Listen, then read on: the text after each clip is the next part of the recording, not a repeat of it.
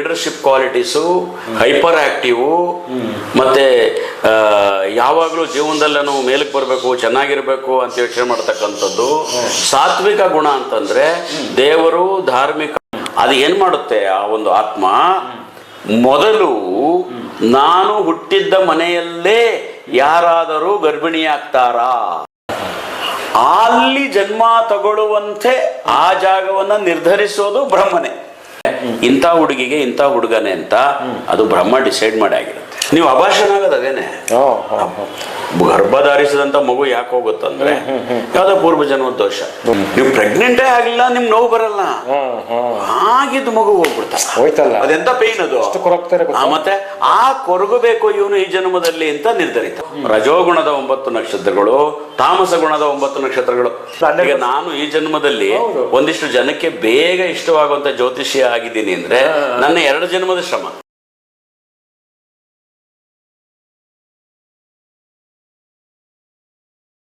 ನಾನು ಆಗಲೇ ಹೇಳಿದಾಗೆ ಮಹಾನಕ್ಷತ್ರಗಳು 4, ಈ ಅನುರಾಧ, ಸ್ವಾತಿ, ಮತ್ತೆ ಮಖ ನಕ್ಷತ್ರ, ಮೃಗಶಿರ ನಕ್ಷತ್ರ, 4 ಮಹಾನಕ್ಷತ್ರಗಳಂತೀವಿ. ಈ 4 ಆಗಲೇ ಹೇಳಿದೆ ನಾನು, 4 ಮಹಾನಕ್ಷತ್ರಗಳಲ್ಲಿ ಸ್ವಾತಿ ರಾಹುವನ್ನು ಪ್ರತಿನಿಧಿಸುತ್ತೆ, ಮಖ ಕೇತುವನ್ನು ಪ್ರತಿನಿಧಿಸುತ್ತೆ, ಅನುರಾಧ ಶನಿಯ ನಕ್ಷತ್ರವಾಗುತ್ತೆ, ಮೃಗಶಿರ ಕುಜನ ನಕ್ಷತ್ರವಾಗುತ್ತೆ. ಇಲ್ಲಿ ನಕ್ಷತ್ರಗಳಲ್ಲಿ ಇನ್ನೊಂದಿದೆ. ನಾನು ಹೇಳಿದೆ ನಿಮಗೆ 9 ದೇವಗಣ, 9 ಮನುಷ್ಯಗಣ, 9 ರಾಕ್ಷಸಗಣ. 27 ನಕ್ಷತ್ರಕ್ಕೂ ಒಂದೊಂದು ನಕ್ಷತ್ರಗಳಿಗೆ ಒಂದು ಗುಣ ಇದೆ. ರಜೋಗುಣ, ತಾಮಸ ಗುಣ, ಸಾತ್ವಿಕ ಗುಣ. ಮತ್ತಿಲ್ಲಿ ಡಿವೈಡ್ ಆಗುತ್ತೆ. ಸಾತ್ವಿಕ ಗುಣದ 9 ನಕ್ಷತ್ರಗಳು, ರಜೋಗುಣದ 9 ನಕ್ಷತ್ರಗಳು, ತಾಮಸ ಗುಣದ 9 ನಕ್ಷತ್ರಗಳು. ಮತ್ತೆ ಡಿವೈಡ್. ತಾಮಸ ಅಂತಂದ್ರೆ ಆಲಸ್ಯ, ಮಂದತನ, ಸೋಮಾರಿತನ ಅಥವಾ ಹಿಂಜರಿಕೆ, ಇವೆಲ್ಲ ತಾಮಸಕ್ಕೆ ಬರುತ್ತೆ. ಲೇಸಿನೆಸ್. ರಜೋಗುಣ ಅಂತಂದ್ರೆ ಲೀಡರ್ಶಿಪ್ ಕ್ವಾಲಿಟೀಸು, ಹೈಪರ್ ಆಕ್ಟಿವ್, ಮತ್ತೆ ಯಾವಾಗಲೂ ಜೀವನದಲ್ಲಿ ನಾವು ಮೇಲಕ್ಕೆ ಬರಬೇಕು, ಚೆನ್ನಾಗಿರ್ಬೇಕು ಅಂತ ಯೋಚನೆ ಮಾಡ್ತಕ್ಕಂಥದ್ದು. ಸಾತ್ವಿಕ ಗುಣ ಅಂತಂದ್ರೆ ದೇವರು, ಧಾರ್ಮಿಕ, ಲೆಕ್ಚರರು, ಉಪನ್ಯಾಸಕರು, ವೈದ್ಯರು, ನೀವೇನಾದ್ರು ಜನಕ್ಕೆ ಸೇವೆ ಮಾಡಬೇಕು, ದೇವರ ಕೆಲಸಗಳನ್ನ ಮಾಡಬೇಕು, ಸತ್ಸಂಗಗಳಲ್ಲಿ ಭಾಗಿಯಾಗಬೇಕು, ಸಾತ್ವಿಕ ಗುಣ. ಈ ಗುಣದ ಮೇಲೂ ಕೂಡ, ನಕ್ಷತ್ರದ ಗುಣದ ಮೇಲೂ ವ್ಯಕ್ತಿಯ ಕ್ಯಾರೆಕ್ಟರ್ಸ್ನ ನಾವು ಕ್ಯಾಲ್ಕುಲೇಟ್ ಮಾಡ್ತೀವಿ. ಇದು ನಕ್ಷತ್ರದ, ನೀವು ಕೇಳಿದ ಹಾಗೆ 27 ನಕ್ಷತ್ರದ ವಿವರಣೆಗಳು. ಆದರೆ ನಕ್ಷತ್ರಗಳಿಂದಲೇ ಮನುಷ್ಯನ ಜೀವನ, ಅವರ ಆಗು ಹೋಗು ನಿರ್ಧರಿತವಾಗುತ್ತಾ? ಇಲ್ಲ. ಇಲ್ಲಿ ನಾವು ಡಿವಿಷನ್ ಮಾಡ್ತಾ ಹೋಗ್ಬೋದು.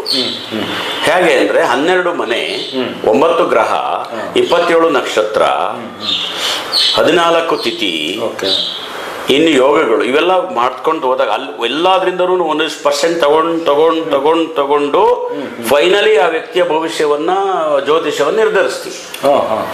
ಇಲ್ಲಿ ಬಹುಪಾಲು ಹೆಚ್ಚು ಮನುಷ್ಯನ ಆಗು ಹೋಗುಗಳನ್ನ ನಿರ್ಧರಿಸೋದು ನಮಗೆ ಮೊದಲು ಪ್ರಥಮಾದಿಗೆ 9 ಗ್ರಹಗಳು. ಅದರ ಆಧಾರದ ಮೇಲೆ ಅವನ ಲೈಫ್. ಈಗ ಫಾರ್ ಎಕ್ಸಾಂಪಲ್ ಎಲ್ಲ ಚೆನ್ನಾಗಿದ್ದು ಗುರು ನೀಚ ಆಗಿದ್ರೆ ಒಂದೆಷ್ಟೋ % ಅವ್ರ ಲೈಫಲ್ಲಿ ಮೈನಸ್ ಆಗ್ಬಿಡುತ್ತೆ. ಆಮೇಲೆ ಲಗ್ನವೇ 50% ಡಿಸೈಡ್ ಮಾಡುತ್ತೆ. ಯಾವ ವ್ಯಕ್ತಿ ಯಾವ ಲಗ್ನಲ್ಲಿ ಹುಟ್ಟದ ಅನ್ನೋದು 50% ಆಗುತ್ತೆ. 50% ಅಲ್ಲೇ ಆಗ್ಬಿಡುತ್ತೆ. 50ರಿಂದ 60% ಗ್ರಹಗಳು ಮತ್ತು ಲಗ್ನ. ಇನ್ನು ಉಳಿದಿದ್ದ 40% ಒಂದು 10% ನಕ್ಷತ್ರ, ಒಂದು 10% ರಾಶಿ, ಒಂದು 5% ತಿಥಿ, ಒಂದೊಂದು 5% ಯೋಗ, ಒಂದು 2-3% ಯಾವ ವಾರ ಹುಟ್ಟಿದ್ರು ಅನ್ನೋದ್ರ ಮೇಲೆ.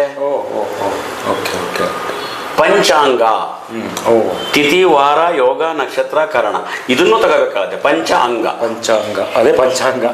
ತಿಥಿ, ವಾರ, ನಕ್ಷತ್ರ, ಯೋಗ, ಕರಣ, ಇದರಿಂದಲೂ ನಮ್ಗೊಂದಿಷ್ಟು % ಸಿಗುತ್ತೆ. ಮನುಷ್ಯ ಯಾವ ತಿಥಿಯಲ್ಲಿ ಹುಟ್ಟಿದ್ದಾನೆ, ಯಾವ ಯೋಗದಲ್ಲಿ ಹುಟ್ಟಿದ್ದಾನೆ, ಯಾವ ಕರಣದಲ್ಲಿ ಹುಟ್ಟಿದ್ದಾನೆ, ಯಾವ ವಾರದಲ್ಲಿ ಹುಟ್ಟಿದ್ದಾನೆ, ಅದು ಕೂಡ ಕೌಂಟ್ ಆಗುತ್ತೆ. ಎಲ್ಲವೂ ತಗೊಂಡು ಅದು 100% ಆಗುತ್ತೆ. ಇದಿಷ್ಟನ್ನು ತಗೊಂಡು ಒಂದು ವ್ಯಕ್ತಿಯ ಜಾತಕವನ್ನ, ಜೀವನವನ್ನ ನಿರ್ಧರಿಸಬೇಕಾಗ್ತದೆ. ಯಾವುದನ್ನು ಉದಾಸೀನ ಮಾಡುವ ಹಾಗಿಲ್ಲ. Correct correct. ಒಂದು ಪರೀಕ್ಷೆ ಬರಿಬೇಕಾದ್ರೆ 10 ಮಾರ್ಕ್ಸ್ ಮುಖ್ಯ, 1 ಮಾರ್ಕ್ಸ್ ಮುಖ್ಯ, ಎಲ್ಲ ಸೇರಿದ್ರೆ 100 ಮಾರ್ಕ್ಸ್. ಆ ಥರ ಇದು ಜ್ಯೋತಿಷ್ಯ ತುಂಬ ಅದ್ಭುತವಾಗಿದೆ. ಆದರೆ ಇದು ಕಲಿಬೇಕಾದ್ರೆ ಅಷ್ಟೇ ಬಹಳ ಟಫ್ ಸಬ್ಜೆಕ್ಟ್ ಅಂತ ಕಾಣ್ತಾ ಇದೆ. ನಿಮಗೆ ಜ್ಯೋತಿಷ್ಯ ಕಲಿಬೇಕಂದ್ರೆ 30 ವರ್ಷ ಬೇಕು. ತುಂಬಾ ಟಫ್ ಸಬ್ಜೆಕ್ಟ್. ನೀವು ಹೇಳ್ತಿದ್ದಂಗೆ ಎಷ್ಟಿದೆ ವಿಷಯ. 30 ವರ್ಷ ಬೇಕು. ಅಂದ್ರೆ ನೀವು ಇದೇ ಜನ್ಮದಲ್ಲಿ ಜ್ಯೋತಿಷ್ಯ ಕಲ್ತು ಇದೇ ಜನ್ಮದಲ್ಲಿ ಜ್ಯೋತಿಷ್ಯ ಹಾಕಾಗಲ್ಲ. ಈ ಜನ್ಮದಲ್ಲಿ ಕಲ್ತ್ಕೋಬೇಕು, ಮುಂದಿನ ಜನ್ಮದಲ್ಲಿ ಶುರು ಮಾಡೋದು.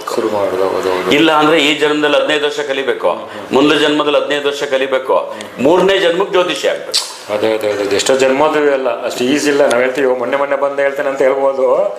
ನೀವು ಹೇಳ್ದಂಗೆ ಎಷ್ಟೋ ಜನ್ಮದು ಸೇರಿ ಸೇರಿ ಸೇರಿ ಒಂದು 12. ನಾನು ಈ ಜನ್ಮದಲ್ಲಿ ಒಂದಿಷ್ಟು ಜನಕ್ಕೆ ಬೇಗ ಇಷ್ಟವಾಗುವಂತ ಜ್ಯೋತಿಷ್ಯ ಆಗಿದ್ದೀನಿ ಅಂದ್ರೆ ನನ್ನ 2 ಜನ್ಮದ ಶ್ರಮ ಆಗಿತ್ತು. ಖಂಡಿತ ಇಲ್ಲ, ನೀವು ಹೇಳ್ತಿದ್ದ ಇಲ್ಲ, ನೀವು ಎಷ್ಟು ವಿಷಯಗಳಿದೆ, ಇನ್ನು ತಮಾಷೆನೇ ಇದಲ್ಲ. ಒಬ್ಬ ಅದನ್ನ ಹೇಳ್ದಂಗೆ ಯಾವ್ದಾದ್ರು ಜನ್ಮದ ಎಲ್ಲ ಸೇರಿ ಇವಾಗ ನಿಮ್ಗೆ ಇಷ್ಟು ಬೇಗ ನಿಮ್ಗೆ ಈ ಏಜ್ ಅಲ್ಲಿ ಓಪನ್ ಅಪ್ ಆಗುತ್ತೆ. ಹೌದೌದು, ಕರೆಕ್ಟ್ ಕರೆಕ್ಟ್ ಕರೆಕ್ಟ್. ಇವಾಗ ಓಪನ್ ಬೇಗ ತೆಗೆದ್ಬಿಟ್ಟಿದ್ದಾರೆ. ಆ ಫೈಲ್ ಈಗ ಓಪನ್ ಆಯ್ತು. ಸತ್ಯ. ನಿಮ್ಮ ಜೊತೆ ಸಾಕಿದ ಗಣಿ ಸಿನಿಮಾ ಮಾಡೋಕೆ ಓಪನ್ ಆಗಿರಲ್ಲ, ಅದು ಕ್ಲೋಸ್ ಇರುತ್ತೆ. ಇರುತ್ತದು ಈ ಮನುಷ್ಯ ಈ ವ್ಯಕ್ತಿ ಇಷ್ಟನೇ ವಯಸ್ಸಿಗೆ ಹೋದಾಗ ನಾನು ಇವನ್ ಕೈಲಿ ಈ ಕೆಲಸ ಮಾಡಿಸಬೇಕು. Correct correct correct. ಪೂರ್ವ ನಿರ್ಧರಿತವಾಗಿ ಅದು ಓಪನ್. ಹೌದೌದು. ಹೇಳಕ್ಕೆ ನಾಗರಾಜ್ ಕೋಟೆ ಅವರು ಮೊನ್ನೆ ಆರ್ಟಿಸ್ಟ್ ಆಗಿ ಓಡಾಡ್ತಿದ್ರು, ನಾಟಕ ಮಾಡ್ತಿದ್ರು. ಅದೇ ಇದ್ದಕ್ಕಿದ್ದಂಗೆ ಅವ್ರು ಜ್ಯೋತಿಷ್ಯರಾಗ್ಬಿಟ್ರು ಅಂತ ಹೇಳೋರಿಗೆ ಈಸಿ ಇರ್ಬೋದು, ಆದ್ರೆ ಇಂದಿನ ಮರ್ಮ ಅದು ತಿಳ್ಕೊಂಡ್ರೆ ಮಾತ್ರ ಗೊತ್ತಾಗುತ್ತೆ. ಸತ್ಯ ಸತ್ಯ ಸರ್. ಹೌದು, ಇದು ತುಂಬ ಅದ್ಭುತವಾಗಿದೆ ಸರ್. ತುಂಬ ಅದ್ಭುತವಾಗಿದೆ. ಈಗ ಮನುಷ್ಯನಿಗೆ ಒಂದು ಮದುವೆ ವಿಷಯಕ್ಕೆ ಬಂದಾಗ ಗಂಡ ಹೆಂಡತಿ ಸಂಬಂಧ ಈಗ ಅವ್ರು ಗಂಡ ಹೆಂಡತಿ ಯಾವ್ದು ಹುಡುಗಿ ನೋಡ್ತಾರೆ, ಮದುವೆ ಆಗ್ತಾರೆ, ಇದು ಲವ್ ಮ್ಯಾರೇಜ್ ಏನೊಂದು ಆಗುತ್ತೆ. ಅದು ಪೂರ್ವಜನ್ಮದ ನಿರ್ಧರಿತ ವಿಷಯನ ಅಥವಾ ಇವರೇ ಈ ಜನ್ಮದಲ್ಲಿ ಅವ್ರು ನಿರ್ಧಾರ ಮಾಡ್ಕೊಂಡು ಏನೋ ಮದುವೆ ಆಗ್ತಾರ? ಏನಿರ್ಬೋದು ಕಾರಣ ಇದಕ್ಕೆ? ಹೇಳ್ತೀನಿ. ಗಂಡ ಹೆಂಡತಿ ಮಾತ್ರ ಅಲ್ಲ, ತಂದೆ ಮಗ, ಅಣ್ಣ ತಮ್ಮ, ತಾಯಿ ಮಗಳು, ಚಿಕ್ಕಪ್ಪ, ದೊಡ್ಡಪ್ಪ, ಅತ್ತೆ, ನಾದಿನಿ, ಇವೆಲ್ಲ ರಿಲೇಶನ್ಶಿಪ್ ಹೋದ ಜನ್ಮತೆ. ಅಂದ್ರೆ ಸೇಮ್ ಅದ್ರಲ್ಲಿ ಇರ್ತಾರೆ. ಅಂದ್ರೆ ಆಸ್ಪಾಸ್ ಅಂದ್ರೆ ಇವತ್ತು ಅಣ್ಣ ಇದ್ರೆ ಅಲ್ಲಿ ಏನಾದ್ರು ತಮ್ಮನಾಗಿರ್ಬೋದು, ಅದು ಅಣ್ಣ ಹೋದ ಜನ್ಮದಲ್ಲಿ ಇಲ್ಲ, ಹಿಂದ್ಗಡೆ ಮನೆಯವರು ಆಗಿರ್ಬೋದು, ಕ್ಲೋಸ್ ಆಗಿರೋ ಹಂಗೂ ಇರ್ತಾರೆ. ಅಕ್ಕಪಕ್ಕ ಮನೆಯವ್ರ ಪರಿಚಯ ಈ ಜನ್ಮದಲ್ಲಿ ಆದ್ರೆ ಬಂದ್ಬಿಡ್ತಾರೆ. ನೋಡಿ, ಅದಕ್ಕೊಂದು ಒಳ್ಳೆ ಪ್ರಶ್ನೆ ಹೇಳ್ತೀನಿ. ಒಬ್ಬ ವ್ಯಕ್ತಿ ಸಾಯ್ತೆ. ಹೌದು. ವ್ಯಕ್ತಿ 20-30 ವರ್ಷಕ್ಕೆ ಸಾಯ್ತಾನೋ, 40 ವರ್ಷಕ್ಕೆ ಸಾಯ್ತಾನೋ, 50 ವರ್ಷಕ್ಕೆ ಸಾಯ್ತಾನೋ, 60ಕ್ಕೆ ಸಾಯ್ತಾನೋ, ಪ್ರತಿಯೊಂದು ಆತ್ಮವು ಪುನರ್ಜನ್ಮ ತಾಳಲೇಬೇಕು. ಪುನರ್ಜನ್ಮ ತಾಳದೇ ಇದ್ದವ್ರು ಯಾರು? ಸಿದ್ಧಿಗಳು. ಡೈರೆಕ್ಟ್ ಅವರು ಸ್ವರ್ಗಕ್ಕೋ ವೈಕುಂಠಕ್ಕೋ ಹೋಗ್ಬಿಡ್ತಾರೆ. ಯಾಕಂದ್ರೆ ಮತ್ತೆ ಮನುಷ್ಯ ಜನ್ಮಕ್ಕೆ ಬರೋದಕ್ಕೆ ಅವ್ರಿಗೆ ಇಷ್ಟ ಇರೋದಿಲ್ಲ. ಮನುಷ್ಯ ಜನ್ಮಕ್ಕೆ ಬರಲಾರದಷ್ಟು ದೇವರ ಹತ್ರ ಹೋಗಿ ಸೇರಿಕೊಳ್ಳುವಷ್ಟು ಸಾಧನೆಯನ್ನ ಅವ್ರು ಮಾಡಿರ್ತಾರೆ. ನಾನು ಸಾಮಾನ್ಯ ವ್ಯಕ್ತಿಯ ವಿಚಾರ ಹೇಳೋದಾದ್ರೆ, ನಾವು ಪ್ರತಿಯೊಬ್ಬ ಹುಟ್ಟಿದ ಮನುಷ್ಯ ಸಾಯಲೇಬೇಕು. ಪುನರಪಿ ಜನನಂ ಪುನರಪಿ ಮರಣಂ ಶಂಕರಾಚಾರ್ಯರು ಹೇಳ್ಬಿಟ್ಟಿದ್ದಾರೆ. ಆವಾಗ ಈ ಸತ್ತಂತ ವ್ಯಕ್ತಿಯ ಆತ್ಮ ಅದೇನು ಮಾಡುತ್ತೆ, ಒಂದು ದೇಹವನ್ನ ಒಂದು ಗರ್ಭದ ಅಂಡಾಶಯದಲ್ಲಿ ಅದು ಸ್ಥಾನ ತಗೋಬೇಕಲ್ಲ, ಅಲ್ಲಿಂದ ತಾನೇ ಪುನರ್ಜನ್ಮ.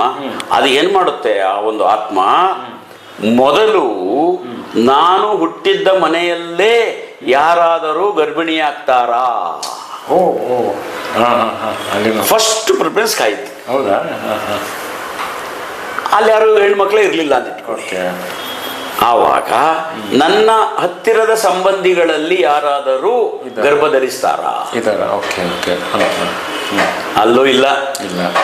ದೂರದ ಸಂಬಂಧಿಗಳಲ್ಲಿ ಯಾರು ಗರ್ಭ ಧರಿಸ್ತಾರಾ? ಅಲ್ಲೂ ಇಲ್ಲ. ಅಂದ್ರೆ ಇನ್ನೊಂದು ಗೊತ್ತಿರ್ಲಿ, ಇದ ಅಂಡರ್ಲೈನು, ಆ ಸಂಬಂಧಗಳು ಆ ಮನೆ ಈ ಆತ್ಮಕ್ಕೆ ಆತ್ಮೀಯವಾಗಿರ್ಬೇಕು. ಪೂರ್ವಜನ್ಮದಲ್ಲಿ ಈಗ ಪೂರ್ವಜನ್ಮದಲ್ಲಿ ಅವರ ಯಾವ್ದೋ ಅಣ್ಣನೋ ಮಾವನೋ ಅವ್ರಿಗೆ ಕಂಡ್ರ ಆಗ್ತಿಲ್ಲ ಅಂದ್ರೆ ಅವ್ರ ಮೇಲೆ ಯಾರೋ ಗರ್ಭವತಿ ಆದ್ರೂ ಅಲ್ಲಿ ಜನ್ಸಲ್ಲ, ಅದು ಜನ್ಸಲ್ಲ. ಇಸ್ ಕಂಫರ್ಟಬಲ್ ಆಗ್ಬೇಕು ಅದಕ್ಕೆ. ಹೌದೌದು. ಆವಾಗ ಅಲ್ಲೂ ಯಾರು ಆಗ್ಲಿಲ್ಲ ಅಂದಾಗ ಹಿಂದೆ ಮುಂದಿನ ಅಕ್ಕಪಕ್ಕದ ಮನೆಯಲ್ಲಿ ಯಾರಾದರೂ ಆ ರೀತಿ ಗರ್ಭ ಧರಿಸಿದ್ರ, ಅದು ಫಸ್ಟ್ ಆ ಜಾಗವನ್ನ ಅದು ಕಾದಿರಿಸಿರುತ್ತೆ, ಅಲ್ಲಿ ಜನ್ಮ ತಗೊಳುತ್ತೆ. ಅಲ್ಲಿ ಜನ್ಮ ತಗೊಳ್ಳುವಂತೆ ಆ ಜಾಗವನ್ನ ನಿರ್ಧರಿಸೋದು ಬ್ರಹ್ಮನೇ. ಹೌದಾ? ಆತ್ಮ ತಗೊಳಕ್ಕಾಗಲ್ಲ ಡಿಸೈಡ್ಮೆಂಟ್. ಓ ಓ ಓ ಓ ಅದು ಬ್ರಹ್ಮನ ಸೃಷ್ಟಿನೇ. ಅದಕ್ಕೆ ನಾವೇನು ಹೇಳ್ತೀವಿ ಅಂದ್ರೆ, ನೀವು ಕೇಳಿದ ಪ್ರಶ್ನೆಗೆ ಗಂಡ ಹೆಂಡತಿ ನಿರ್ಧಾರ ಮಾಡಿರ್ತಾರೋ ಇಲ್ಲ ಅವರಾಗಿ ಹುಡುಕೋತಾರೋ ಅನ್ನೋಕ್ಕೆ, ನಮ್ಮ ಜ್ಯೋತಿಷ್ಯವನ್ನ 100% ನಾವು ಮಾಡಿದ್ರೆ, ನಾವೆಲ್ಲ ಕ್ಯಾಲ್ಕುಲೇಷನ್ ಮಾಡೋದು, ಯಾವುದೇ ಜ್ಯೋತಿಷಿ ಕ್ಯಾಲ್ಕುಲೇಷನ್ ಮಾಡಿದಾಗ ನಮ್ಮ ಅಳತೆಗೆ ಸಿಗೋದು 80% ಮಾತ್ರ. 20% ಸಿಗಲ್ಲ. 20% ಯಾವುದು ಅಂದ್ರೆ ಮನುಷ್ಯನ ಹುಟ್ಟು, ವಿವಾಹ ಮತ್ತೆ ಸಾವು. ಅದು ಬ್ರಹ್ಮನ ಹತ್ರ ಇದೆ, ನಮಗೆ ಸಿಗಲ್ಲ. Okay okay. ನಮ್ಮ ವ್ಯಾಪ್ತಿಗೆ ಬರಲ್ಲ. ಸರಿ ಸರಿ ಸರಿ. ಅದು ಎಲ್ಲ ಯಾವಾಗ ಹುಟ್ಟುತ್ತಾನೆ ನೋಡಿ, ಡಾಕ್ಟರು ಡಿಸೆಂಬರ್ 15 ಡೆಲಿವರಿ ಅಂತಾರೆ ಹೊರತು ಡಿಸೆಂಬರ್ 12 ಆಗುತ್ತೆ ಅಂತ ಕೊಡ್ಲಿ ನೋಡೋಣ, ಕೊಡಲ್ಲ, ಆಗಲ್ಲ, ಕೊಡಕ್ಕಾಗಲ್ಲ. ಆಗಲ್ಲ. ನೀವು ಹೇಳಿದಾಗ ಬ್ರಹ್ಮಂದು ಅದು ಸೀಕ್ರೆಟ್ ವಿಷಯ. Secret correct. ಡಿಸೆಂಬರ್ 20 ಆಗಬಹುದು ಅಂತಾರೆ. ಅದು ಎಷ್ಟೋ ಸರಿ ಈ ವಾರದೊಳಗೆ ಆಗ್ಬೋದು ಅಂದಿದ್ದು 15 ದಿನ ಆಗಿದೆ. ಇನ್ನು 15 ದಿನದಲ್ಲಿ ಆಗ್ಬೋದು ಅನ್ನೋದು ಇವತ್ತೇ ಆಗ್ಬಿಟ್ಟಿದೆ ಅಲ್ವಾ? ಸೊ ಅದು ನಮಗೆ ಸಿಕ್ಕಲ್ಲ. ಎರಡನೇದು ವಿವಾಹ. ನಾವು ಅನ್ಕೋತೀವಿ ಒಳ್ಳೆ ಹುಡುಗಿ ನೋಡ್ಬೇಕು ನಮ್ಮ ಹುಡುಗನಿಗೆ, ನಮ್ಮ ಹುಡುಗನಿಗೆ ಸುಂದರವಾಗಿರೋ ಹುಡುಗಿ ತರಬೇಕು ಅಂತ ನಾವು ಅನ್ಕೋತಿರ್ತೀವಿ. ಕೆಲವರು ಹೇಳ್ತಾರೆ ಅವ್ನು ನೋಡಿದ್ರೆ ಹಿಂಗಿದ್ದಾನೆ, ಅವ್ಳು ನೋಡಿದ್ರೆ ಹಂಗಿದ್ದಾನೆ ಅಂತ ಅಂತಿರ್ತಾರೆ. ಇಲ್ಲಿ ನಾವೇನ್ ಹೇಳ್ತೀವಿ ಅಂದ್ರೆ, ಇಂಥ ಹುಡುಗಿಗೆ ಇಂಥ ಹುಡುಗನೇ ಅಂತ ಅದು ಬ್ರಹ್ಮ ಡಿಸೈಡ್ ಮಾಡಿ ಆಗಿರುತ್ತೆ, ನಿರ್ಧರಿಸೋದು. ಅದು ಎಷ್ಟು ಜನ್ಮ ಅಂದ್ರೆ ಅವರೇ ಬರ್ತಾರಾ? ಇಲ್ಲ ಇಲ್ಲ, ಬೇರೆ ಚೇಂಜಸ್ ಬೇರೆ ಬೇರೆ ಬರ್ತಾರೆ. 7 ಜನ್ಮ ಅಂತ ಅಂತೀವಿ, ಅದಕ್ಕೆ ದಾಖಲೆ ಇಲ್ಲ. 7 ಜನ್ಮಕ್ಕೂ ನೀನೇ ಗಂಡ ಆಗಿರೋ ಅಂತ ಅಂತೀವಿ, ಅದಕ್ಕೆಲ್ಲ ದಾಖಲೆ ಇಲ್ಲ. ನಾವೀಗ 1 ಜನ್ಮದ್ದು ಮಾತಾಡೋದಾದ್ರೆ ನಿರ್ಧರಿತ ಆಗುತ್ತೆ, ಪೂರ್ವ ನಿರ್ಧರಿತ ಆಗಿರ್ತದೆ. ಇಂಥವ್ರೇ ಮದುವೆ ಆಗ್ತಾರೆ ಅಂತ. ಇವಾಗ ನಾವು ಕೂಡ ಪ್ರಿಡಿಕ್ಷನ್ ಮಾಡ್ಬೇಕಾರೆ ಮ್ಯಾಚ್ ಮೇಕಿಂಗ್ ಮಾಡ್ಕೊಡುವಾಗ ಒಂದು ಹುಡುಗ ಹುಡುಗಿದು ಯಾರೋ ತರ್ತಾರೆ ಅಂತ ಇಟ್ಕೊಳ್ಳಿ. ಈ ಹುಡುಗಂಗೂ ಈ ಹುಡುಗಿಗೂ ಮದುವೆ ಆಗುವ ಮ್ಯಾಚಿಂಗ್ ಇದೆಯಾ, ಆ ಯೋಗ ಇದೆಯಾ, ಯಾವಾಗ ಆಗ್ಬೋದು ಅಂತ ಹೇಳ್ಬೋದೋ ಹೊರತು ಇವರಿಬ್ಬರೇ ಮದುವೆಯನ್ನ ಆಗುವುದು ಗ್ಯಾರಂಟಿ ಅಂತ ಹೇಳಲಿಕ್ಕಾಗಲ್ಲ. ಆಗಲ್ಲ. Okay okay okay okay. ನಾನೊಂದು ಪ್ರಶ್ನೆ ಕೇಳಿದೀಗ, ಅಲ್ಲಿ ಇಲ್ಲೇ ಮುಗಿಸ್ಬಿಡ್ತೀನಿ. ಯಾಕೆ ಅಂದ್ರೆ, ಮದುವೆ 2 ದಿನ ಇದೆ ಅನ್ನೋವಾಗ ಹುಡುಗಂಗೋ ಹುಡುಗಿಗೋ ಆರೋಗ್ಯ ವ್ಯತ್ಯಾಸ ಆಗುತ್ತೆ, ಜೀವ ಕಂಟಕ ಬರುತ್ತೆ. ಮದುವೆ ನಾಳೆ ಬೆಳಿಗ್ಗೆ ದಾರೆ ಅಂದಾಗ ಎಷ್ಟೋ ಹುಡುಗನೋ ಹುಡುಗಿನೋ ಓಡೋಗಿರೋಕ್ ಸಾಧ್ಯತೆ ಇದೆ. ಮದುವೆ ಇನ್ನೊಂದು ಗಂಟೆ ಇದೆ ಎನ್ನುವಾಗ ಆ ಕಡೆಯವ್ರಿಗೆ ಈ ಕಡೆಯವ್ರಿಗೆ ಜಗಳ ಏನೋ ಆಗಿ ಮದುವೆ ನಿಂತೋಗಿರೋದಿದೆ. ಎಷ್ಟೋ ಆಗಿದೆ, ಆಗ್ತಾನೆ ಇದೆ. ಇದಕ್ಕೆ ಏನ್ ಕಾರಣ ಇರ್ಬೋದು? ಯಾವ್ದಕ್ಕೆ ಈ ತರ ನೀವು ಹೇಳಿದ್ರಲ್ಲ, ಈ ತರ ಮಿಸ್ ಆಗಿದೆ ಅಂತಲೇ, ನಿಂತೋಗಿದೆ ಅಥವಾ ಇಲ್ಲಿ ಏನಾಗ್ಬಿಡುತ್ತೆ, ಈ ಬ್ರಹ್ಮನನ್ನ ಓವರ್ಟೇಕ್ ಮಾಡಿ. ಫಾರ್ ಎಕ್ಸಾಂಪಲ್, ಇಂಥ ಟೈಮ್ ಇವ್ನ ಮದುವೆ ಆಗ್ಬೇಕು, ಇವಳನ್ನ ಆಗ್ಬೇಕು ಅಂತ ಇರುತ್ತೆ ಅನ್ಕೊಳ್ಳಿ, ಅದನ್ನ ಬಿಟ್ಬಿಡ್ತೀವಿ ನಾವು. ಇಲ್ಲ, ಇವಳನ್ನೇ ಮಾಡ್ಕೋಬೇಕಂತ ಮಾಡ್ಕೋತೀವಿ. ಅಲ್ಲ, ಅವ್ರಿಗೆ ಗೊತ್ತಿರಲ್ಲ ಸರ್. ಈಗ ಎಕ್ಸಾಂಪಲ್ ಅವ್ರಿಗೆ ಗೊತ್ತಿರಲ್ಲ, ನಮ್ಮ ಮಾಮೂಲಿ ಮನುಷ್ಯರಾಗಿ ಹೇಳ್ತೇವೆ, ಅವ್ರಿಗೆ ಗೊತ್ತಿರೋದೇ ಏನೋ ಒಂದು ಮಾಡ್ತಾರೆ, ಈಗ ಇದು ಅಂತ ಹೇಳ್ಬಿಟ್ಟು. ಬ್ರಹ್ಮಂದು ಏನೋ ಲೆಕ್ಕಾಚಾರ ಇರುತ್ತೆ ನೀವು ಹೇಳ್ದಂಗೆ, ಇವ್ರಿಗೆ ಗೊತ್ತಿರಲ್ಲ, ಅದು ರಾಂಗ್ ಆಗೈತೆ, ಅವ್ರು ಅದಕ್ಕೆ ಓಡೋಗೋದು ಆ ಥರ ಅಲ್ಲ. ಅವರ ಪೂರ್ವ ಜನ್ಮದಲ್ಲೋ ಪೂರ್ವಿಕರಲ್ಲೋ ಏನಾದರೂ ಸ್ತ್ರೀ ದೋಷ, ಪಿತೃದೋಷ, ಬ್ರಹ್ಮಹತ್ಯಾ ದೋಷ, ಪ್ರಾಣಿ ಹಿಂಸಾ ದೋಷ ಇದ್ರೆ ಈ ರೀತಿ ಮದುವೆಗಳು ವ್ಯತ್ಯಾಸ. ಮೂಲ ಅಲ್ಲಿದೆ. ಯಾಕೆಂದ್ರೆ ಮದುವೆಗೆ ಮಕ್ಕಳಾಗೋದಕ್ಕೆ ಪೂರ್ವ ಜನ್ಮದ ಹಿಸ್ಟ್ರಿ, ಪೂರ್ವಿಕರ ಹಿಸ್ಟ್ರಿ ಚೆನ್ನಾಗಿರ್ಬೇಕು. ನೀವು ಅಭಾಷಣ ಆಗೋದು ಅದೇನೆ.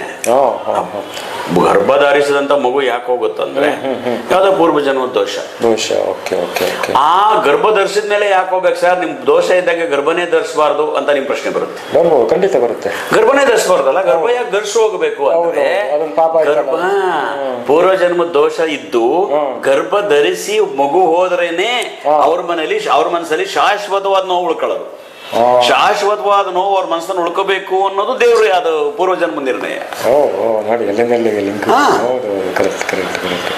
ನೀವು ಪ್ರೆಗ್ನೆಂಟೇ ಆಗಿಲ್ಲ, ನಿಮ್ ನೋವು ಬರಲ್ಲ, ಆಗಿದ್ದು ಮಗು ಹೋಗ್ಬಿಡ್ತಾರೆ. ಅದೆಂತ ಪೇನ್ ಅದು. ಮತ್ತೆ ಆ ಕೊರಗಬೇಕು ಇವನು ಈ ಜನ್ಮದಲ್ಲಿ ಅಂತ ನಿರ್ಧರಿತ ಆಗಿ ಮದುವೆ ಹತ್ರ ಬಂದು ನಾಳೆ ಮದುವೆ ಏನೋ ನಿಂತೋಗ್ಬಿಡ್ತದ, ಆ ಕೊರಗು ಬರಬೇಕು. ಆ ಕೊರಗನ್ನ ಇವನು ಅನುಭವಿಸ್ಬೇಕು ಈ ಜನ್ಮದಲ್ಲಿ, ಇಲ್ಲಿ ಅನುಭವಿಸ್ಬೇಕು. ದಿಸ್ ಇಸ್ ಪೂರ್ವಜನ್ಮ ನಿರ್ಧರಿತ. ಅಂದ್ರೆ ನಾನು ಕೇಳ್ತಾ ಇರೋದು, ಕೆಲವ್ರಿಗೆ ಮದುವೆ ಯೋಗನೇ ಇರಲ್ಲ, ಎಷ್ಟೇ ಟ್ರೈ ಮಾಡ್ತಾರೆ, ಎಷ್ಟು ಹುಡುಗಿ ನೋಡ್ತಾರೆ, ಮದುವೆ ಆಗಲ್ಲ, ಅಥವಾ ಹುಡುಗಿ ಗಂಡ ಸಿಗಲ್ಲ. ಇದನ್ನು ಅದೇ ಸಂಬಂಧನ ಸೇಮ್ ಅದೇ. ಪೂರ್ವಜನ್ಮದ ಈ ತರ ಏನು ತೊಂದರೆ ಪೂರ್ವಜನ್ಮ, ಪಿತೃದೋಷ, ಸ್ತ್ರೀ ದೋಷ, ಪೂರ್ವಜನ್ಮ ದೋಷ, ಅದೇ ಮದುವೆಗೆ ಪಿತೃದೋಷ ಕಾರಣ ಆಗುತ್ತಾ? ಇಲ್ಲ ಇಲ್ಲ, ಎಲ್ಲಾ ದೋಷನು ಎಲ್ಲಾ ವಿಭಾಗಗಳಿಗೂ ಕಾರಣ ಆಗುತ್ತೆ. ಎಜುಕೇಶನ್ಗಾಗತ್ತೆ, ಮದುವೆಗಾಗತ್ತೆ, ಮಕ್ಕಳಿಗಾಗತ್ತೆ, ಜೀವನ ಸಂಪಾದನೆಗಾಗತ್ತೆ, ಕೆಲಸ ಮಾಡೋದಕ್ಕ. ಇದು ಒಂದು ದೋಷ ಅಂತಂದ್ರೆ ಏನಂತಂದ್ರೆ ಅದಕ್ಕಾಗತ್ತೆ ಇದಕ್ಕಾಗತ್ತೆ ಅಲ್ಲ, ಟೋಟಲಿ ಅವನಿಗೆ ಮಾನಸಿಕವಾಗಿ ಹಿಂಸೆ ಆಗಬೇಕು. ಈಗ ಅದು ಹಣದಲ್ಲಾಗ್ಬೋದು, ಮದುವೆಯಲ್ಲಾಗ್ಬೋದು, ಮಕ್ಕಳಲ್ಲಾಗ್ಬೋದು. Okay okay okay. ಈಗ ಕೆಲವರು ಎಷ್ಟು ಮದುವೆ ಆಗಿಲ್ಲ, ಆಗ್ತಾನೆ ಇಲ್ಲ, 40 ವರ್ಷ ಆಯ್ತು, ಇವಳಿಗೆ ಮದುವೆ ಆಗ್ತಾ ಇಲ್ಲ, ಎಲ್ಲಿ ಸೆಟ್ ಆಗ್ತಾ ಇಲ್ಲ ಅಂತ ನಿಮ್ಮ ಹತ್ರ ಬಂದ್ರು. ನೀವು ಅವ್ರ ಜಾತಕ ನೋಡ್ತೀರಾ.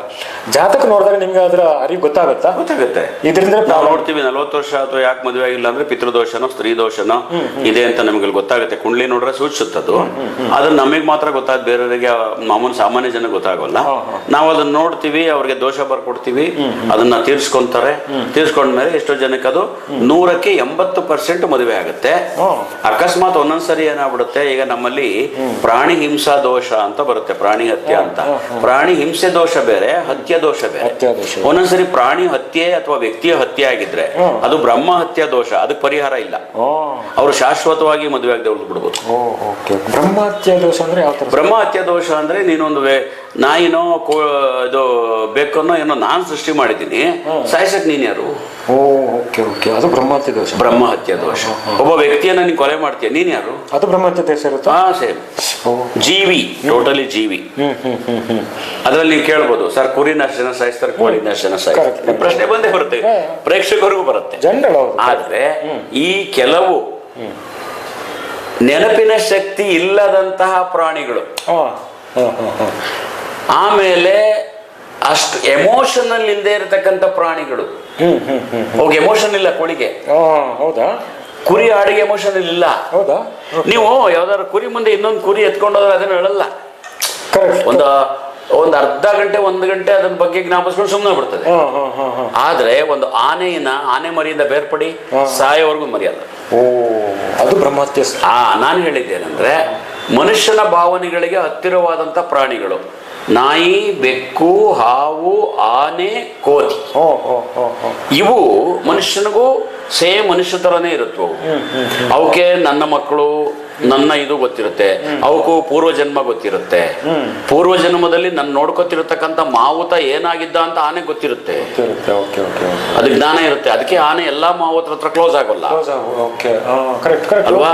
ಕೆಲವು ಮನೆಗಳಲ್ಲಿ ನಾಯಿಗಳು ಓನರ್ಗೆ ತುಂಬಾ ಕ್ಲೋಸ್ ಇರ್ತವೆ, ಕೆಲವು ಮನೆಯಲ್ಲಿ ಸತ್ತೋಗ್ತವೆ ಅಲ್ವಾ? ಅದಕ್ಕೆ ಓದ್ ಜನ್ಮದ ಲಿಂಕ್ ಇರುತ್ತದು. ಟೋಟಲಿ ಅವರು ಮನುಷ್ಯ ತರನೇ. ಅಂತ ಪ್ರಾಣಿಗಳನ್ನ ಹತ್ಯೆ ಮಾಡಿದಾಗ ಬ್ರಹ್ಮ ಹತ್ಯಾ ದೋಷ. ಈ ಕೆಲವು ಕೋಳಿ, ಕುರಿ, ಆಡು ಇದು ಮನುಷ್ಯನಿಗೆ ಆಹಾರಕ್ಕೆ ಅಂತಾನೆ, ಅದನ್ನ ತಿನ್ನೋದಕ್ಕೆ ಅಂತ ಒಂದು ಜನಾಂಗ ಇದೆ, ಆ ತಿನ್ನೋದಕ್ಕೆ ಅಂತ ಒಂದು ಜಾತಿ ಇದೆ. ಆ ಜಾತಿಯವರು ಶ್ರಮಪಟ್ಟು ಕೆಲಸ ಮಾಡ್ತಾರೆ. ಆ ಶ್ರಮಪಟ್ಟು ಕೆಲಸ ಮಾಡೋರಿಗೆ ಡಿ ವಿಟಮಿನ್ ಅವಶ್ಯಕತೆ ಇದೆ ಅಲ್ವಾ? ಅತಿ ಹೆಚ್ಚು ಶ್ರಮಜೀವಿಗಳಿಗೆ ಅವನೆಲ್ಲೋ ಬೆಳಗಿನ ಸಂಜೆವರೆಗೂ ಮೂಟೆ ಹೊರಬೇಕಂದ್ರೆ ಅವನಿಗೆ ನಾನ್ ವೆಜ್ ಬೇಕು, ಸ್ಟಾಮಿನಾಗೋಸ್ಕರ. ಹೇಳದಲ್ಲ ಆಗ್ಲೇ, ಈ ರಾವಣ ಮತ್ತೆ ಗಣಪತಿ ಕೂತ್ಕೊಂಡು ಸೃಷ್ಟಿನ ಚಿತ್ರಣ ಮಾಡಿದ್ರು ಅಂತ, ಅಲ್ಲಿ ಆಗಿರುವ ಚಿತ್ರಣ ಇದು. ಮನುಷ್ಯನಿಗೆ ತಿನ್ನೋದಕ್ಕೆ ಒಂದಿಷ್ಟು ಪ್ರಾಣಿಗಳನ್ನ ಸೃಷ್ಟಿ ಮಾಡೋಣ. ಇದನ್ನು ಅಲ್ಲಿ ಬಂದಿದೆ ವಿಷಯ, ಬಂದಿರಬೇಕು. ಖಂಡಿತ ಖಂಡಿತ. ಇಲ್ಲಾಂದ್ರೆ ಚಾನ್ಸಸ್ ಇಲ್ಲಲ್ಲ. ಈಗ ಒಬ್ಬ ಮನುಷ್ಯನಿಗೆ ಮಾಂಸ ತಿನ್ಬೇಕು ಅಂತ ಒಂದಿಷ್ಟು ಜಾತಿ ಹುಟ್ಟಿದೆ ಅಂದ್ರೆ ಯಾವಾಗ್ಲೂ ಈ ಜಿಂಕೆ, ಆನೆ, ಕೋತಿ ಸಿಕ್ಕಿದ್ರೆ ತಿನ್ನಕ್ಕಾಗತ್ತಾ? ಯಾವಾಗ್ಲೂ ಕಾಡಿಗೆ ಹೋಗಿ ಇಟ್ಕೊಂಬರಕ್ಕಾಗತ್ತಾ? ಊರಲ್ಲೇ ಬೆಳೀತಕ್ಕಂಥ ಒಂದಿಷ್ಟು ಪ್ರಾಣಿಗಳು ಬೇಕಲ್ಲ. ವೈಲ್ಡ್ ಅನಿಮಲ್ಸ್, ಡೊಮೆಸ್ಟಿಕ್ ಅನಿಮಲ್ಸ್ ಅಂತ ಅಂತೀವಲ್ಲ. ವೈಲ್ಡ್ ಅನಿಮಲ್ಸ್ ನಾವು ಹೋಗಿ ತಿನ್ನಕ್ಕಾಗಲ್ಲ. ಡೊಮೆಸ್ಟಿಕ್ ಅನಿಮಲ್ಸ್ ಅಂತ ಯಾಕೆ ಮಾಡಿದ್ರು? ಆಡು, ಕುರಿ, ಕೋಳಿ ಇವನ್ನೆಲ್ಲ ಇದು ಆಹಾರಕ್ಕೆ ಅಂತ ಉಪಯೋಗಿಸ್ಕೊಂಡ್ಬಿಡ್ಲಿ. ಆಮೇಲೆ ಮನುಷ್ಯ ತುಂಬಾ ಕೆಟ್ಟವನಿದ್ದಾನೆ, ಕಾಡಲ್ಲಿ ಒಂದ್ ಪ್ರಾಣಿ ಬಿಡಲ್ಲ, ಹೋಗಿ ಹೊಡ್ಕೊಂಡು ತಿಂದು ಬಿಡ್ತಾನೇನೋ ಅಂತೇಳಿ ಅವ್ರಿಗೂ ಒಂದು ರೆಡಿ ಮಾಡಿ ಪ್ರಾಜೆಕ್ಟ್ ರಿಪೋರ್ಟ್. ಆದ್ರೂ ಈಗ ಅತಿರೇಕದ ಮನುಷ್ಯ ಕಾಡಲ್ಲ ಹೋಗಿ ಪ್ರಾಣಿಗಳನ್ನ ಕೊಂದು ಅದನ್ನು ತಿನ್ಬೇಕು, ಟೇಸ್ಟ್ ನೋಡ್ಬೇಕು ಅಂತ ಮಾಡ್ತಾರೆ. ತಪ್ಪದು. ವನ್ಯಜೀವಿಗಳನ್ನ ಕೊಲ್ಲುವ ಹಕ್ಕು ಯಾರಿಗೂ ಇಲ್ಲ, ಬ್ರಹ್ಮನಲ್ಲೂ ಇಲ್ಲ, ನಮ್ಮ ಸರ್ಕಾರದ ಕಾನೂನಲ್ಲೂ ಇಲ್ಲ. ಹಾಗಾಗಿ ಅದನ್ನೆಲ್ಲ ಅತ್ತಿಂದ, ಯಾಕಂದ್ರೆ ನೋಡಿ ಜಿಂಕೆ ಅದಕ್ಕೆ ದೈವಿಕ ಅಂಶ ಇರುತ್ತೆ. ಹುಲಿ ಚಾಮುಂಡೇಶ್ವರಿ ವಾಹನ, ದೈವಿಕ ಅಂಶ ಇದೆ. ಸಿಂಹನಕ್ಕೂ ಅಷ್ಟೇನೆ, ಮಹದೇಶ್ವರನ ವಾಹನ ಹುಲಿ ಅಂತೀವಿ, ಸಿಂಹನನ್ನ ದೇವಿ ವಾಹನ ಅಂತೀವಿ. ಅವೆಲ್ಲ ದೈವಿಕ ಅಂಶಗಳು. ಶ್ವಾನ ಬಂದ್ಬಿಟ್ಟು ಹಸು ಬಂದು ನಮ್ಮ ಶಿವನ ವಾಹನ ಅಂತೀವಿ. ಹಸುವನ್ನ ತಿನ್ನಬಾರ್ದು. ಮುಕ್ಕೋಟಿ ದೇವತೆ ಅಂತಾರೆ, ಕಲ್ಪತರುತನ ಅಂತೀವಿ ಅಲ್ವಾ. ಹಾಗಾಗಿ ಈ ತಿನ್ನೋಕೆ ಅಂತಾನೆ ಆಡು ಕೋಳಿ ಕುರಿ ಒಂದಿಷ್ಟು ಅಯ್ಯೋ ತಿನ್ಕೊಂಡು ಸಾಯ್ರಿ ತೆಗಿ ಮಾಂಸದ ಆಸೆ ಇರೋರು ಅಂತೇಳಿ ಅದಕ್ಕೆ ದೇವರು ಅದನ್ನ ಸೃಷ್ಟಿ ಮಾಡಿದ. ಅವಕ್ಕೂ ಕೂಡ ಈಗ ನಿಮ್ಗೆ ಅವನ್ನ ಕಡ್ಕೊಂಡು ಕಡಿಯಕ್ಕೆ ಅಂತ ತಗೊಂಡೋಗುವಾಗ ಅವು ಕಡಿಯಕ್ಕೆ ಕರ್ಕೊಂಡು ಹೋಗ್ತಿದಾರೆ ಅಂತ ಗೊತ್ತಾಗಲ್ಲ. ಅವಕ್ಕೆ ಅಷ್ಟು ಮೆಮೊರಿ ಇಲ್ಲ. ಅವಕ್ಕೆ ದೂರದೃಷ್ಟಿ ಮತ್ತೆ ಹಿಂದಿನ ಆಗಿರ್ತಕ್ಕಂಥದ್ದು ಮುಂದಾಗುವಂಥದ್ದು ಯಾವ್ದು ನೆನಪಿರಲ್ಲ ಆ ಪ್ರಾಣಿಗಳಿಗೆ. ನೋವು ಉಳ್ಕೊಂಡವ್ರಿಗೆ ಮಾತ್ರ ಅದು ಬ್ರಹ್ಮಶಾಪ ಆಗಿಬಿಡ್ತದೆ, ಬ್ರಹ್ಮದೋಷ. ನೋವು ಉಳ್ಕೊಂತದಲ್ಲ ವರ್ಷಾನುಗಟ್ಲೆ ಆತ್ಮದಲ್ಲಿ, ಆನೆ ಆತ್ಮದಲ್ಲಿ, ಕೋತಿ ಆತ್ಮದಲ್ಲಿ, ಆ ಆತ್ಮದಲ್ಲಿ ಸ್ಟೋರೇಜ್ ಆಗುತ್ತಲ್ಲ ಅದು ಬ್ರಹ್ಮದೋಷ, ಬ್ರಹ್ಮಹತ್ಯ ದೋಷ. ಅವ್ರಿಗೆ ಒಂದೊಂದ್ಸರಿ ನಾವು ಏನ್ ಪೂಜೆ ಮಾಡ್ಲಿ ಒಂದೊಂದ್ಸರಿ ಮದುವೆ ಆಗಲ್ಲ. ಬಹುಶಃ ಈ ತರದ ಒಂದಿಷ್ಟು ಪರ್ಸೆಂಟ್, ತುಂಬಾ ಕಡಿಮೆ ಪರ್ಸೆಂಟ್ ಜನ ಆ ದೋಷ ಉಳ್ಕೊಂಡ್ಬಿಡುತ್ತೆ. ಅದಕ್ಕೆ ನಾವು ಯಾವುದೇ ಜೀವಿಯನ್ನ ಬೇಕು ಅಂತ ಹುಡುಕಿ ಹೋಗಿ ಕೊಲ್ಲಬಾರ್ದು. ಸತ್ಯ. ಹೌದು. ಈಗ ರೋಡಲ್ಲಿ ಹೋಗ್ತಾ ಇರ್ತಾರೆ ಯಾರೋ ಲಾರಿ ಡ್ರೈವರ್ಸ್ ಎಲ್ಲ, ರೋಡಲ್ಲಿ ಒಂದು ಹಾವು ಬಂದ್ಬಿಡುತ್ತೆ, ಇವನ್ಗೆ ಒಂದು 5 ಅಡಿ ಬಂದ್ಬಿಡುತ್ತೆ, ಬ್ರೇಕ್ ಹಾಕಕ್ಕಾಗಲ್ಲ. ಬ್ರೇಕ್ ಹಾಕಿದ್ರೆ ಗಾಡಿ ಒಳಗಿರಲ್ಲ, ಸತ್ತೋಗ್ತಾರೆ. ರಾತ್ರಿ ಹೊತ್ತಲ್ಲಿ ಅದು ಕಾಣಿಸಲ್ಲ, ಕಾಣಿಸೋದು ಇಲ್ಲ, ಅದು ದೋಷ ಬರಲ್ಲ. ಅದಕ್ಕೆ ಆಯಸ್ ಮುಗ್ದಿತ್ತು ಅಂತ ಆಗುತ್ತೆ. ಹೌದಾ? ಅದು ಕೂಡ ಶಾಪ ಹಾಕಲ್ಲ. ಹೌದಾ? ಯಾಕಂದ್ರೆ ನಾವೊಂದು ಹಾವು ಬಹಳ ಡೇಂಜರ್ ಅಂತ ಹೇಳ್ತಾರೆ. ಹೌದು. ಆದರೆ ನಿಮ್ಗೆ ಮನೆ ಹತ್ರ ಒಂದು ಹಾವು ಕಂಡಾಗ ಏನಾರು ಮಾಡಿ ಇದನ್ನ ಬಿಡಬಾರ್ದು, ಇದನ್ನ ಹೊಡೆದಾಕ್ಬೇಕು ಅಂತೇಳಿ ಅದನ್ನ ಕಲ್ ತೆಗೆದು ಅದನ್ನ ಹೊರಗೆ ಎಳ್ಕೊಂಡು ಅದು ಮಾಡಬಾರ್ದು. ಸತ್ಯ. ಹೌದು. ಅದು ಬೇಕಾದ್ರೆ ಅದನ್ನ ಹಿಡ್ಕೊಂಡು ನೀವು ಕಾಡಿಗೆ ಬಿಡಿ. ಖಂಡಿತ. ಹಾವು ಅಡಿಗರನ್ನ ಕರೆಸಿ ಅದನ್ನ ಕಾಡಿಗೆ ಬಿಡಿ, ದೋಷ ಬರಲ್ಲ. ಸಾಯಿಸ್ಬಾರ್ದು, ಅದಕ್ಕೆ ನೋವು ಕೊಡಬಾರ್ದು. ಈ ರೀತಿ ದೋಷಗಳು ಬಹಳ ಕಷ್ಟ. ಇನ್ನೊಂದು ಗೋವಿನಲ್ಲಿ ಇನ್ನೊಂದು ದೋಷ ಇದೆ, ಯಾರು ಗೊತ್ತಾಗದಂಗೆ ಅವರವರೇ ದೋಷವಂತ ಅಂದ್ಕೊಳ್ಳೋ ದೋಷ ಇದೆ. ಅದೇನಂದ್ರೆ ಹಸುಗಳನ್ನ ಸಾಕ್ತಾರೆ.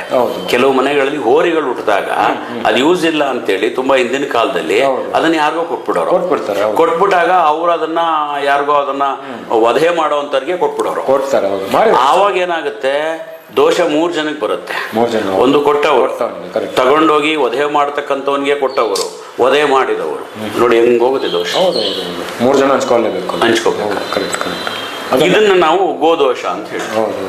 ಇದು ಮುಂಚೆ ತುಂಬಾ ನಡೀತೈತಿ, ಇವಾಗ ಸ್ವಲ್ಪ ಕಮ್ಮಿ ಆಗಿದೆ ಈ ತರ ನೀವು ಹೇಳಿದ ಮಾತು. ಹೌದು, ಈಗ ಸಾಕೋರೆ ಕಮ್ಮಿ ಆಗಿದ್ದಾರೆ. ಮತ್ತೆ ಅಂತ ಇದನ್ನ ಯಾರೋ ಗೋಶಾಲೆ ಅಲ್ಲ, ಸ್ವಲ್ಪ ಈಗ ಏನಾಗಿದೆ, ಅದ್ರ ಬಗ್ಗೆ ಎಲ್ಲ ಜ್ಞಾನ ಇರೋರು ಬಂದಿದ್ದಾರೆ, ಗೋಶಾಲೆ ಕೊಟ್ಬಿಡ್ತಾರೆ ಸಾಯಿಸಬಾರ್ದು ಅಂತೇಳಿ. ಬಟ್ ತುಂಬಾ ಹಿಂದೆ ಅದು ಗೊತ್ತಿಲ್ಲ ಅವ್ರಿಗೆ, ಇದು ಶಾಪವಾಗಿ ಪರಿಣಾಮಕಾರಿ ಆಗುತ್ತೆ ಅಂತ ಹಳೆ ಜನ ಗೊತ್ತಿಲ್ಲ. ಅವ್ರೇನಪ್ಪ ನಾನು ಯೂಸ್ ಆಗ್ತಿಲ್ಲ ಕೊಟ್ಟೆ, ಯೂಸ್ ಆಗ್ತಿಲ್ಲ, ಏನಕ್ಕೆ ಇಟ್ಕೊಳ್ಳೋಣ, ಸಾಕಕ್ಕೆ ಆಗ್ತಾ ಇಲ್ಲ, 5 ಸಾವಿರ ಬರ್ತಲ್ಲ, 3 ಸಾವಿರ ಅದು ಕೊಟ್ಟಿದ್ದು ಅದು ದೋಷ ಪರಿಣಾಮಿಸ್ತಿತ್ತು. ಅದನ್ನೇನು ಅವ್ರು ಫೇಸ್ ಮಾಡ್ಕೊಂಡು ಹೋಗ್ತಿದ್ರು.